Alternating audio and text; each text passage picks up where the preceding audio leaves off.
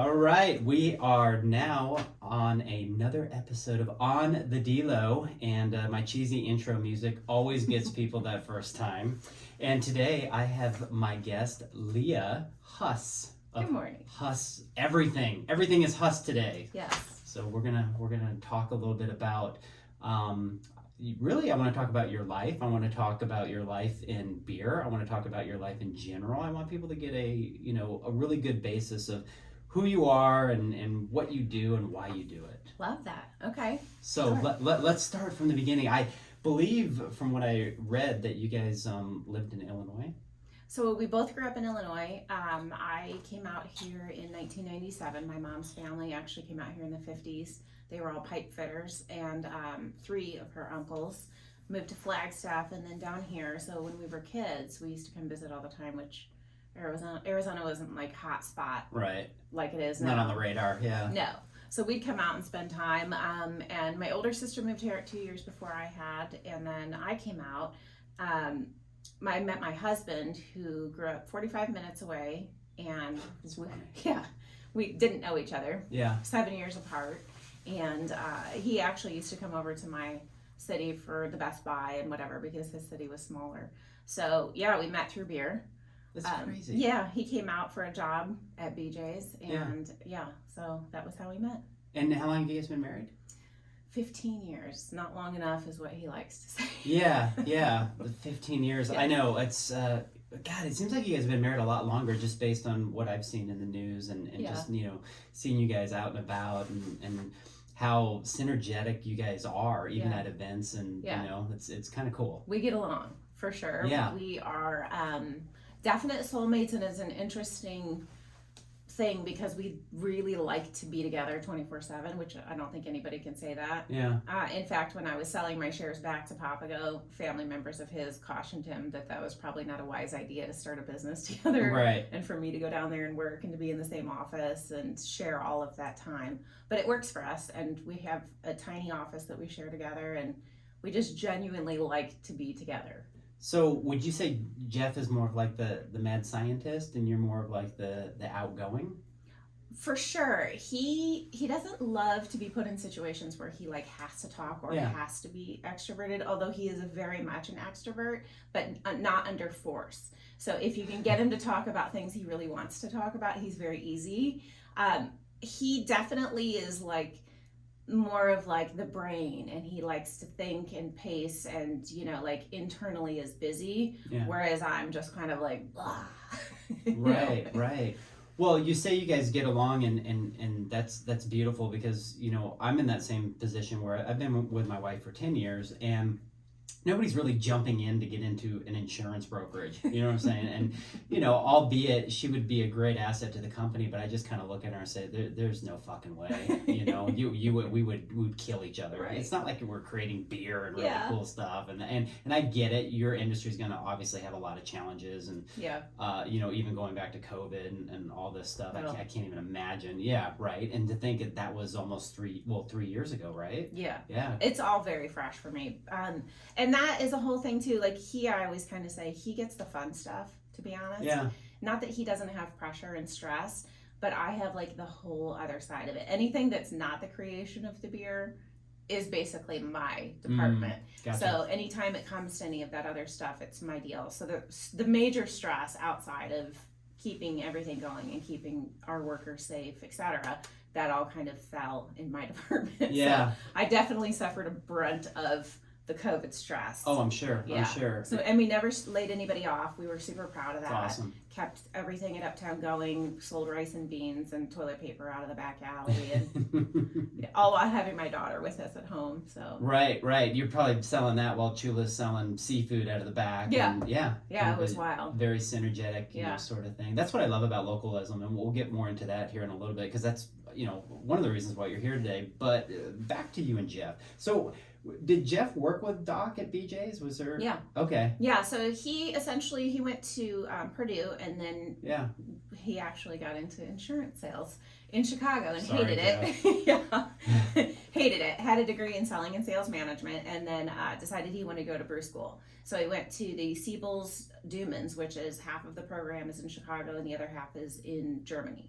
Yeah. So when he came out of brew school, there were like 1,000 breweries in the United States and fewer in the Midwest, I would say, than in the bigger cities, and he had a hard time finding a job. So his sister lived here, and his parents said, why don't you see if you can set up interviews, and we'll all go out and visit Allison. Had an interview with Doc, and in fact, my business partner at the time, Ron, was at BJ's while he was being interviewed, and called me and was like, hey, this guy's going to be working with Doc. He's going to be a part-timer. You might want to see if he can pick up some hours at Papago. Really? Oh, Jeff loves to tell a story. I didn't hire him. You just saw it out. Yeah, but at the same time, this was, October, and he's like, I'm moving the day after Thanksgiving, and I'm like, okay, bartending is like, just call me when you get here. Yeah, right? yeah. So he did call, but at the same time, he didn't realize that part-time brewing is like still 40 hours a week. It's still a lot, yeah. Right. I mean, it's science at the end of the day. Right. Wow. So let's start with the beginning of your brewing experience and how it all started. And what was the beginning for you? When did it click? So I think my actual, everything about beer goes back to when I was in culinary school. I don't know if you knew that I went to Scottsdale Culinary. Yep. I worked as a cocktail waitress at the Uptown Brewery, which is no longer there. I worked for Byrne, who is the founder of, and not NYPD, what is it? Streets of New York. Okay. Yes. So that was an interesting thing because it was an Italian restaurant, but he was German, and they had very true to style German beer, very good, very true to style German beers. So I worked there all through that, and when I got out of culinary school, I actually went to Alaska and worked on a private charter yacht, and came back to Arizona in the middle of summer. And back in the year 2000, 2001, Arizona used to basically dump out in the middle of summer. Resorts would go to half staff, restaurants would cut people, and so I could not find a job when I came back. And I called a friend of mine who I'd gone to school with, and he's like, I just got a job working at this cool beer bar. They're about to have grand opening tomorrow. Come check it out. So I walk in, and they immediately put me behind the bar, and it's Papago Brewing. Oh my goodness, wow. Right.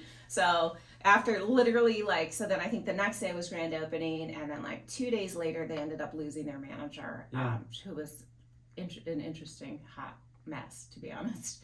And then it's kind of the rest is history. Yeah, and that was 2001. Oh, that was 2001. So 2013.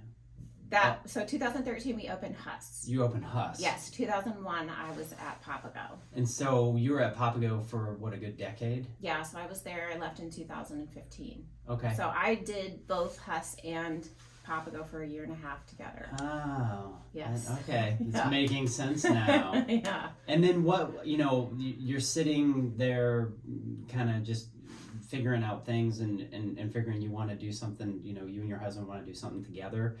What was that moment when you guys were like, let's do this? I feel like kind of all roads lead to strong beer for us. It's such an interesting thing because I don't know if you know that the Strong Beer Fest started in the back of Papago. Yeah, that's right. And then we actually had our first time hanging out. So we'd met on the phone. He'd come in for a job, and I didn't hire him.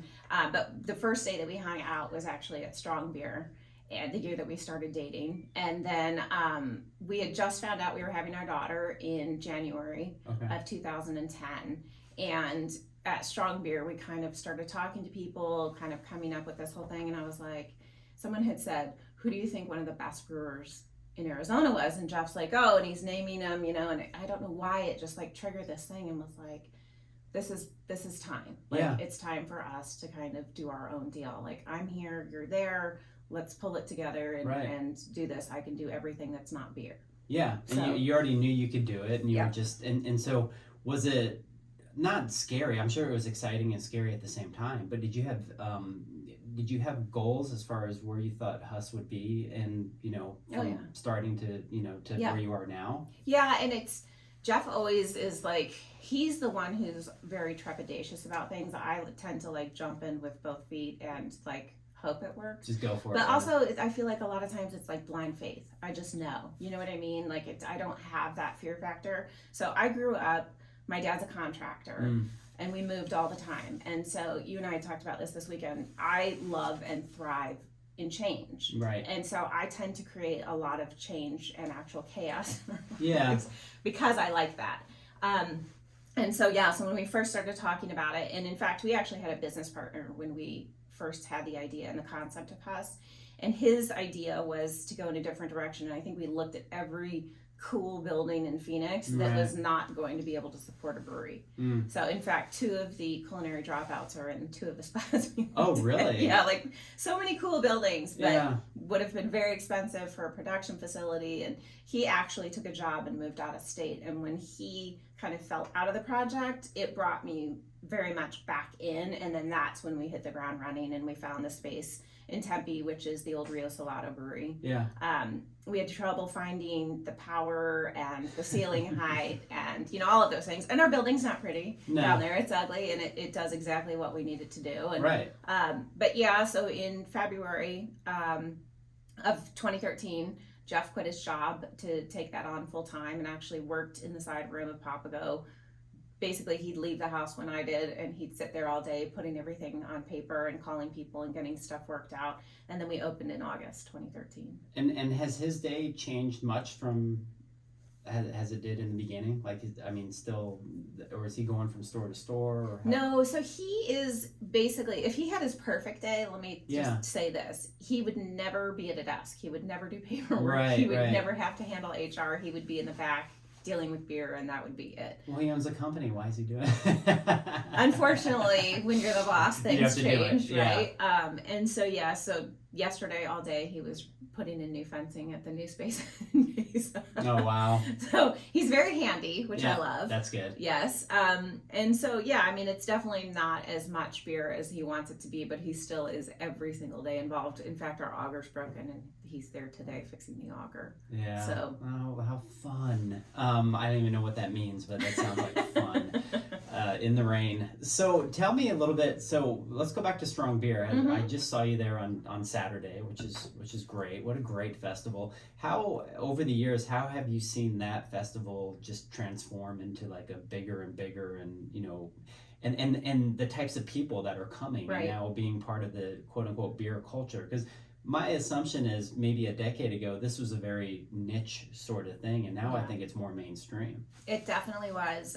And what's always been interesting for me is back in like the really early days, all of the festivals, essentially, they had more California and Colorado beer than we did Arizona, just because we didn't have the breweries to support it. So, watching that transformation essentially go from, like I said, the back parking lot at Papago to moving it to all of these bigger and bigger and bigger venues over the years. But also I think what makes Strong Beer different than festivals across the country is like the involvement. We always joke that we overbooth, but at the same time, like I love to create an experience for people, and I want people to come and show up and to have a place to hang out, and especially, yes, it's usually like really nice and warm, but like the sun hits you at 3 p.m. that day and you're like, enough, So it is awesome to see, like some of our other breweries in the state kind of come up with these cool experiences and things, so that you get out there and there's like stuff to do. Yeah. And it's because we did that. It's not because we had to have like a promoter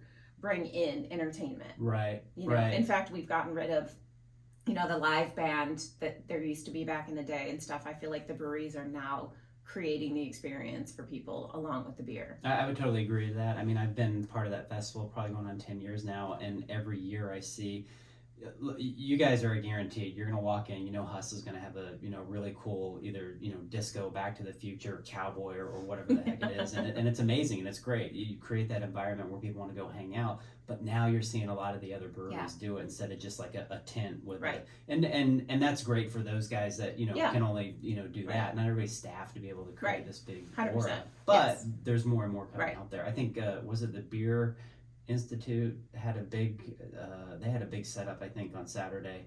Was it or Phoenix Beer Beer? Shop? Maybe it was, the shop had that great like the dinosaurs and light stuff. show with the dinosaurs, and then Phoenix Beer had the Rustlers, which was hilarious. Yeah, it's been cool for sure to see everybody kind of like become a part of it. Yeah.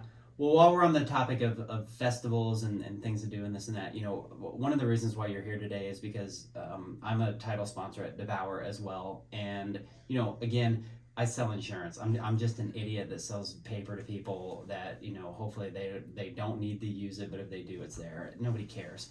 But people care about beer, people care about food, people care about festivals. I've been fortunate enough in 25 years to have been successful enough to be able to give back to community, and Local First and Devour is very dear to me. And that's another festival that I've been a part of probably over a decade now, and to watch all these local restaurants come in and set up their booths, and you see the environment and the vibe, it literally is one of the best festivals I've ever been to. So tell me your thoughts on Devour, why you guys like being involved, and how you like to be involved. So basically the same thing. I mean, I echo everything you just said. Also, like, how proud are you of our food and like where Arizona restaurants have come?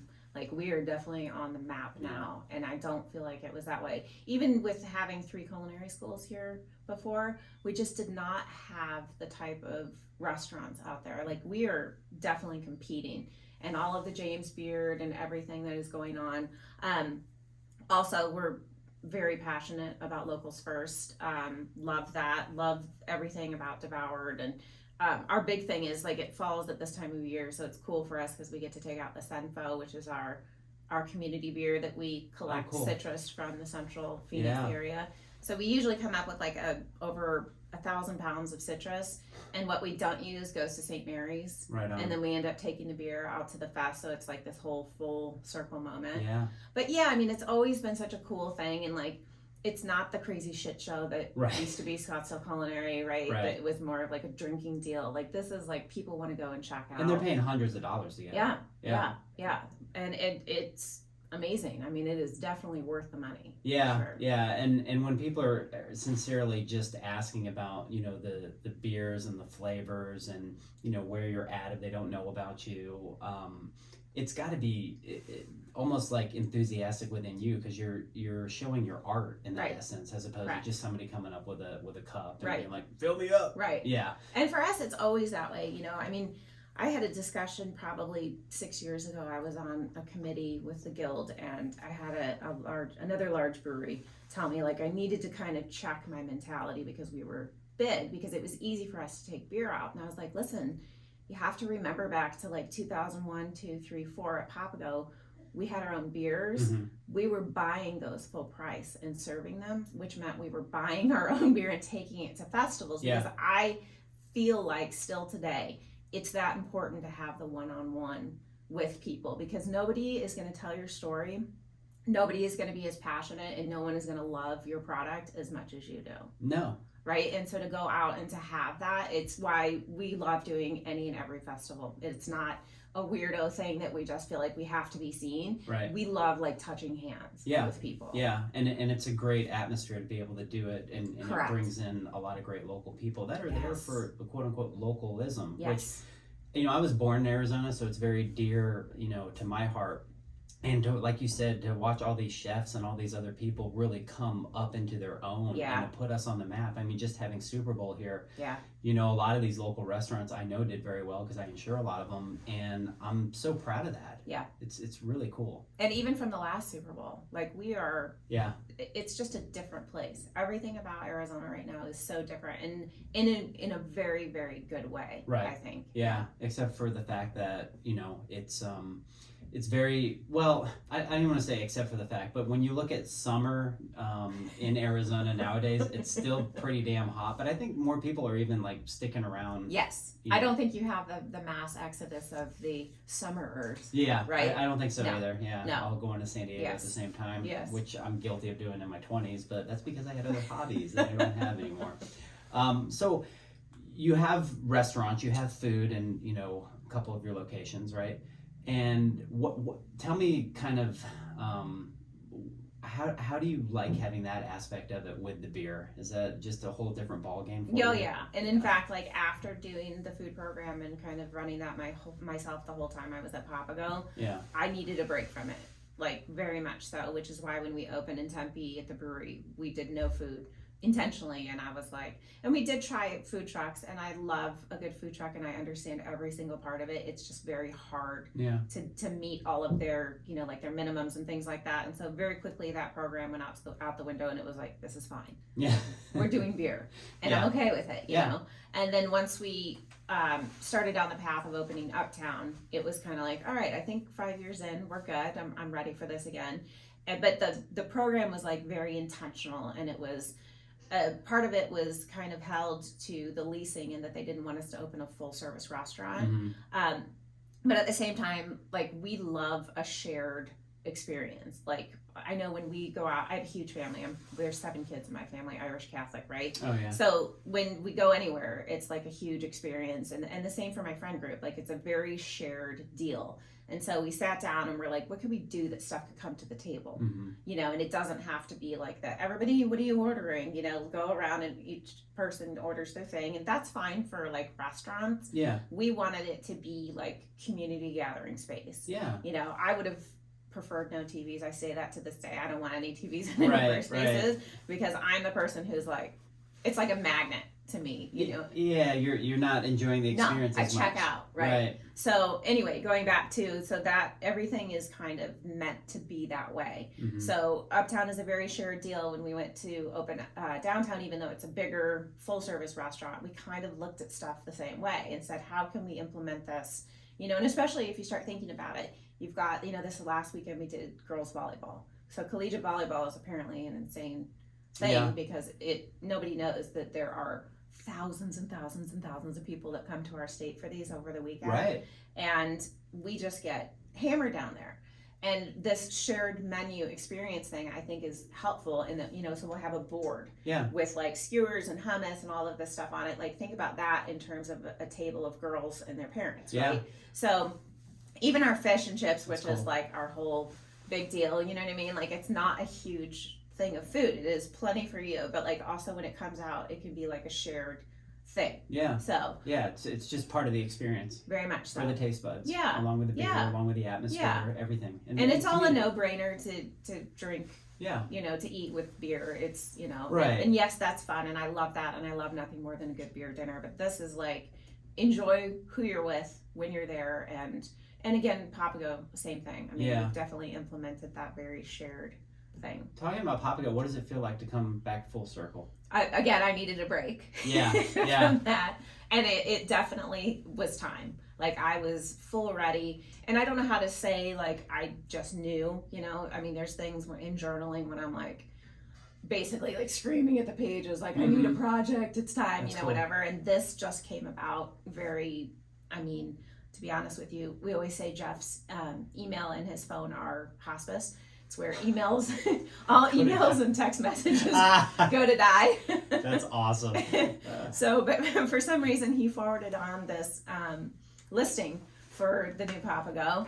And again, I just feel like it was like kismet, the way that it ended up working out. And when I saw the space, it didn't even dawn on me that we were going to put a Huss there. It was like, this is a Papago. That's really cool. Yeah. Good for you. So people that are listening that, let's just say they're patrons of establishments, what are some things you would like to let them in to that are kind of behind the scenes, so that when people come and they drink and eat at an establishment like yours, what could they know that might help, you know, benefit their experience or understand a little bit better about how you're running your business and what it entails? So we're very specific about our culture. Everything from day one revolved around, it was always going to be about our family first.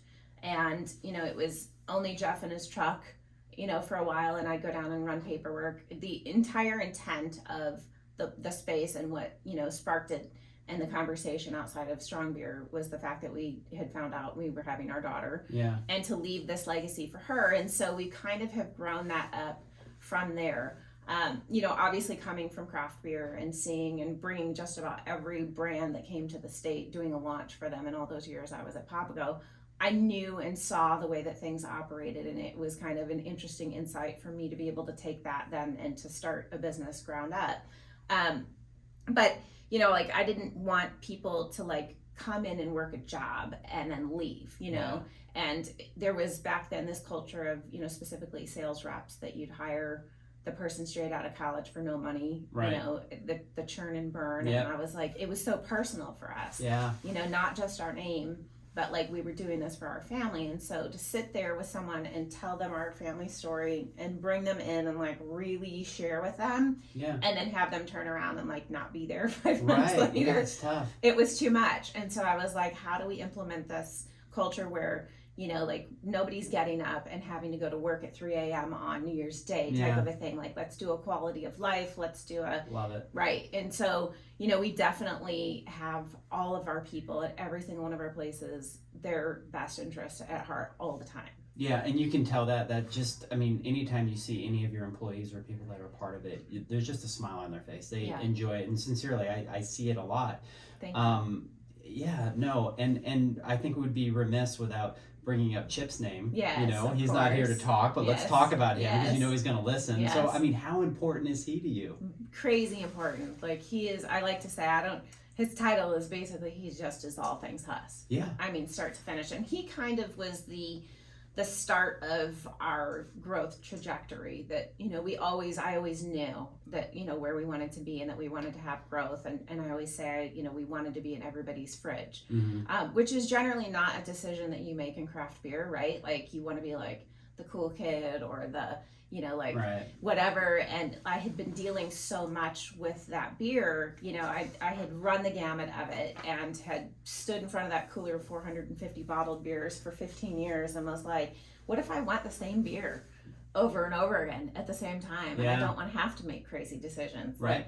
Like, am I the only one? Do other people want that too? And so he came on board and was like, you know, what do you want? And we sat down and we had a couple of brunches and we hashed it out and we were like, this is it. And he has just taken it. He understands our vision and he is so smart about so many things. Yeah. I mean, from running the restaurant operations to the sales department, to all the things. I mean, really become the face of the company. I mean, every time I see him, I think Huss. Yeah. You know. Yeah. And I think that's great. That's a beautiful thing to have. Yeah. And, I absolutely love him. He's so good to see in person. Yeah. And we could never be where we are without him. He definitely is like our backbone of our company. For sure. Yeah. For sure. Yeah. Is Orange Blossom still your most familiar? Our biggest seller is Scottsdale Blonde. Really? It is. Okay. Yes, and most of where we sell Scottsdale Blonde, or I should say the biggest area in which it's sold, is in the city of Scottsdale. That makes sense. Right? Yeah, that makes sense. Yes. And who comes up with? I guess not necessarily who. How are the meetings and the strategies of coming up with the names and the can art and all that stuff? Because it's phenomenal. It's some of the best out there. It really is. Thank you. It's honestly is basically me and then some Chip as well. I basically tell Jeff, like, this is what I'd love to have. Like, the blonde is my beer. That is 100% my baby. That came from, I was like, I want a beer and I want it to be like this, but finish a little bit sweeter like this. Yeah. And so we kind of took it, and then that has been blonde since the day it was incepted. But yeah, I mean, I'll sit down with, you know, some names and things. Our Cactus Valley, our daughter actually came up with a name for that. Cool.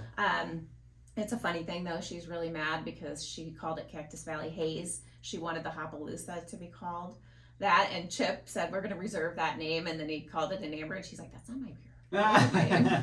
So we were actually serving a beer, her latest creation, at the festival this weekend. She asked for a pink pineapple haze. All right. Because every 12-year-old girl apparently loves pink pineapple. Yeah, they just can't have the haze because they're 12. Right. Right. That's funny. Uh-huh. I mean, she could have said purple haze. And, right. Yeah, thank God, no. Yeah, be in a different situation. Yeah. All right, so what is a day in the life of Leah? Tell me, because I'm sure people have these perspectives of people that run or own breweries that, you know, you're always out drinking and partying, this and that. So, like, what's an average day for you? You get up at what time? 4:40. 4:40. 4:40, and before my feet hit the floor, the dogs are right by my side. Feed and water them, take them out, come inside, get dressed for the gym. Go to the gym. My friend group I met through my workouts, so that's amazing to see everybody first thing in the morning. I come home, and that's kind of the crazy hour between 7 and 7:30, getting Lola and Jeff out the door with lunches packed, and then I shower, get ready for work, and then depending on where I go for the day anymore. It's usually between Tempe or Mesa. Okay. So that's kind of been my thing. I've been joking that I've just worked from my car now. Right. Yeah, I do that too. I do YouTube videos on. I'm like in my office again. There's a steering wheel and Yeah. Yes. In fact, I had paperwork for taxes last week, and she's like, "They want to know how much you're using your car for work." I'm like, "It's 99%." All the time. Yeah. Right. Like your arms are so short because you're trying to write. The documents are tight. Yeah. It's like. Can I say that? Yeah. And then it's one of the things, because we had Lola when I was at Papago, and I went back to work when she was 4 weeks old, but I also was doing orders when I was in labor on Sunday night, and champion went back on Wednesday, as in like a few days later, to do my Cisco order because I was worried that Johnny wasn't. So I definitely, like, they were my first priority. Yeah. And so now I've, in full circle, have made sure that our daughter kind of comes first. And so I do school pickup every day, which has gotten a lot more difficult since COVID. We have Carline now, which I'm sure everyone knows Carline. Oh, boy. Worse. Yeah. It's kind of like the Dutch Brothers line. Yeah, essentially, yes. Yeah, exactly. It used to be so wonderful. You'd pull right up at 3 o'clock and walk up, and they'd be there. And now I have to go get in, and then we wait, and it's this whole thing. And so, yes. And then we come home, and we are like the 5 o'clock dinner people. Yeah. And so am I. Supper. It's called supper at this age. Yeah. Yeah. So my daughter will get snack, and then I kind of start. And then, right around the 4 o'clock hour, Jeff will call and say, this is when I'm going to be home. And so we'll have dinner ready. But we sit down as a family, the three of us, every single night. And even if we go out, it's us and the three of us. We try to do that every single night, have dinner together, no matter what's going on. I love it. That's beautiful. Yeah. And I need to know that. I'm kind of I'll drink on Friday, sometimes maybe Saturday type of a deal. I don't drink during the week at all. Yeah. And that has always been that way since the Papago days. It was not wildly popular, I know, for me to not be sampling beers. I know that that's like part of the whole culture. The reps would bring in their beers and things, and I'm like, I will take them and I will save them, just because it interrupted like my flow of, I'm kind of I can only do this. I can't be doing this. Those two for me don't. We're all different. Mix. You got to do you, and obviously that's worked for you to be as successful as you are, and and then the fitness aspect of it, and as you may or may not know, I have a thing called Healing Hospitality, and we've been throwing events because I want to bring more health and wellness into the hospitality field, because it's people such as yourself and a lot of other successful business owners, they want that to bleed down into their culture. You don't have to drink every day to be part of a bar, brewery, restaurant, In fact, we tell our sales reps, go into an account, visit your handle, or make your call, whatever you need to do, order yourself a sandwich and an iced tea. Our people have families as well, and we've implemented that culture so much so that we have seen everybody. We have people that have been with us 5+ years, which in sales rep world is like an eternity, right? And they come to a single, and they now have families and are stable and are able to have that. And we want that lifestyle for them as well, not to have to go in and hang out at 10 o'clock on a Tuesday and drinking a beer. And it's, if that's somebody's thing, that's fine. It's not judgment. I'm just saying we don't expect that, even though it's our industry. No, I totally get it. Well, this is cool. I could talk to you all day. So now I'm just going to do some rapid fire questions. Okay, these will be fun. Maybe. Okay. All right. Would you rather hike in Flagstaff or swim in San Diego? Hike in Flag. Okay. I used to do, and I say used to because COVID killed it, but we, my girlfriends and I are all big trail runners. And so we've now, so was I. After taking some time off, when you get older, it's more like downgraded to hiking. Yeah, no, it's funny. Trail running was my thing too. I did all the Xterra races. And Aravaipa. Yeah, they're so great. They are. And then I just got old, and I'm like, I don't want to run anymore. Like, I want to do calisthenics and old people shit, so I can be healthier. So I can get out of a chair. Yeah, exactly. My knees aren't going to be killing me. Yeah. Would you rather? Well, I'm just going to say it this way: disco or cowboy? Cowboy. I love country music. Yeah. Yeah, that's my music. That's your thing. Mm-hmm. All right. Aliens or Bigfoot? Bigfoot. All right. Fair enough. Coffee or chocolate cake? Coffee every day. Yeah, same here. 1 cup, but I'm like 1 cup. So that's strong. It? How do you I make cut it off at that because I do the pour over, and my mugs are. Oh, okay. So it's like a gallon of coffee. Yeah. Guns N' Roses or John Mayer? Guns N' Roses. Good call. Yeah. I like that. I thought I was going to be a trick on that. Cats or dogs? Dogs every day. 100%. Yep. Nachos or cheese boards? Oh, that's a tricky one. I think I gotta go cheese I don't know where I board. come up with these. Cheese board? Yeah. Okay. Disneyland or Six Flags? Well, you know what? I've only been to Disneyland once. We grew up near Six Flags in St. Louis. Yeah. And Disney World is like so much better than Disneyland. It is. Oh, all right. I'll just go Disney. It's fine. You gonna do Disney? Have you been to Star Wars Land yet? Yes. Isn't that so cool? good. I know, I Yes. think But it's we couldn't almost- get on, like, what was the big ride? You had to do the things, and now it's like vastly different. We went the week before they closed for COVID. Oh, really? And that was when you like hit the gates and Yeah. you had to get in the queue, and then you had to make your way back there, and then you had to do it again, and it was this whole thing. Oh, I see. It wasn't even open when I went because I just got to go on the Millennium Falcon, Which was so good. which was awesome. Yeah. Oh my God, it was so real. I was like, Yeah, 100%. cracking on. So my wife, it was just her and I, and we left the kids at home. Now they were older and didn't, anyways. But so she went on it the first time, and she gets out and she's like, I can't move. I'm not doing this again. So she went and roamed around Small World and all that, Yeah. stuff. And I got back in line probably 4 times a day on my own. Yeah, It was so good. It was the best. Yeah. Okay, would you rather be here in the summer or would you rather be in Flagstaff in the winter? I would rather be here in the summer. Yeah. I like warm weather. So do I. Yeah. I have a hard time. And I also think I have that seasonal disorder, which some people say is bullshit. It's not bullshit. Growing up in Illinois, by the time you hit February and you have not seen the sun Yeah. for months at a time, it is like real. Yeah. Real. It Yeah. is. I'm I not a need big the fan of sun. winter. Yeah, Yeah. I love the sun. I'm waiting for March and Yeah. all that. That's Same. the reason why we live here and Correct. get used to And it doesn't mean I have to be like in it, like I do hide from it. Yeah, of course. But I need it to be out and up there. Vitamin D, baby. Yes. Awesome. Where would you want people to find you? Where can they buy your beer? Just this is your time to promote yourself while I spill water all over you. You can always find our beer at findhussbeer.com. Chip, God love him, has made that very easy. Yes. Yes. I Yes. want to put that in show notes. Yes. I'll put all this in show notes. Yes. Okay. You can find any of our information on our website, Huss Brewing, and all of our locations, including the Papago link to go to that location.